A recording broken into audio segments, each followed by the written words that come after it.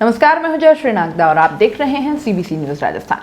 Tokyo Olympic में भारत के लिए पहला सिल्वर मीराबाई चानू ने जीता। पूरे देश से उन्हें बहुत प्यार मिला, बहुत गर्व है हमें उन पर। देश की इस बेटी ने भारत का सर गर्व से ऊंचा किया और अब मीरा की नगरी चित्तौड़गढ़ से अपना करियर शुरू करने वाली भावना जाट से भी देश को उम्मीदें हैं। इसे भले ही संयोग माने या फिर कुछ और, भावना राजसमंद के छोटे से गांव काबरा की है, लेकिन उसके चित्तौड़गढ़ से गहरे जुड़ाव की कहानी बेहद दिलचस्प है। इस खेल करियर के लिए ही जिसमें कपासन निवासी एक परिवार की मदद और संबल मील का पत्थर बना। अपने ही जिले की टीम के लिए जब कोई महिला कोच बनकर आने को तैयार नहीं हुई, जिम्मा पड़ोसी जिले चित्तौड़गढ़ की शिक्षक सुनीता ने उठाया। उनकी यही भावना आज टोक्यो ओलंपिक में देश की ओर से प्रतिभा दिखाने गई है। भावना ने 2010 में स्कूली कोच हीरालाल कुमावत की प्रेरणा से जिला स्तरीय पैदल चाल में भाग लिया।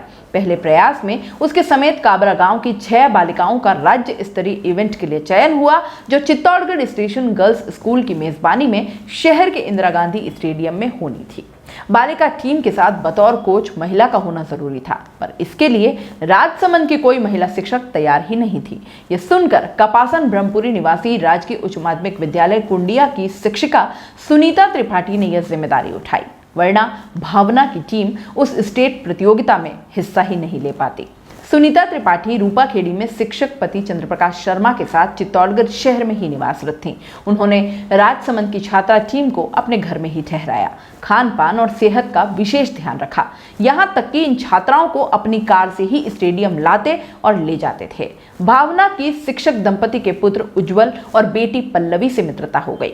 भावना के करियर का वो सुनहरा दिन 25 अक्टूबर 2010 था, जब उसने सर्वश्रेष्ठ प्रदर्शन कर शहर के इंदिरा गांधी स्टेडियम में गोल्ड मेडल जीता। उज्जवल दादीच ने बताया कि भावना ने गोल्ड जीतने की मन्नत पूरी होने पर ट्रैक से सीधे दुर्ग स्थित कालिका माता मंदिर के दर्शन किए। त्रिपाठी दंपति टीम को काबरा गांव छोड़ने गए। पहली बार नेशनल कैंप में चयन पर भी सुनीता बतौर टीम मैनेजर साथ रही। 2011 में कुंवारिया में जिला स्तरीय प्रतियोगिता में भी सुनीता ही टीम मैनेजर थी।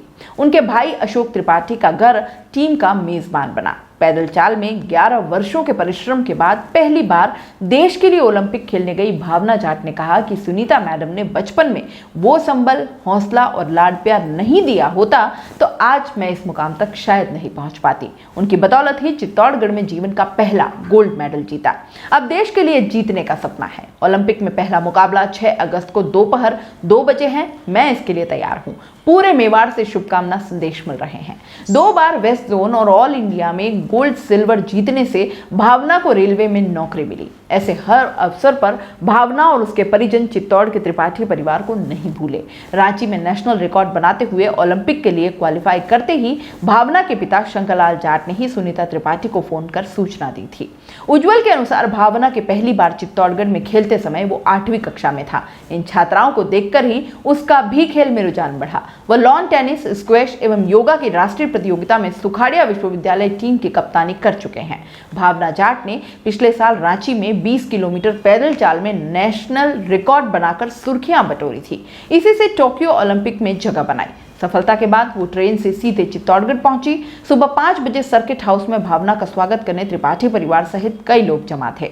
गांव जाते समय रास्ते में इंदिरा गांधी स्टेडियम आया तो गाड़ी रुकवाई और उसी ट्रैक को नमन किया जहां से करियर की शुरुआत की थी। दोस्तों, सीबीसी न्यूज आपके सहयोग से लगातार बढ़ता जा रहा है। स्वतंत्र पत्रकारिता का सहयोग करने के लिए आपका धन्यवाद। सबसे पहले तो जिन लोगों ने हमारे चैनल को सब्सक्राइब नहीं किया है तो पहले सब्सक्राइब करें, जिसका कोई शुल्क नहीं लगता और बड़ा आसान है। बस नीचे दिख रहे लाल सब्सक्राइब के बटन को दबाना है और पास में दिख रहे बेल आइकन को भी दबाना है, ताकि आपको अपने सीबीसी न्यूज के हर अपडेट्स मिल सके। हमारे इंस्टाग्राम पेज और फेसबुक पेज को भी लाइक करें, फॉलो करें। वहां पर भी आपको मिलती है तरह तरह के अपडेट्स। हम पूरे राजस्थान से आपके लिए लाते हैं वो खास खबरें जो आपके लिए जरूरी है, और वो भी पूरी बेबाकी के साथ।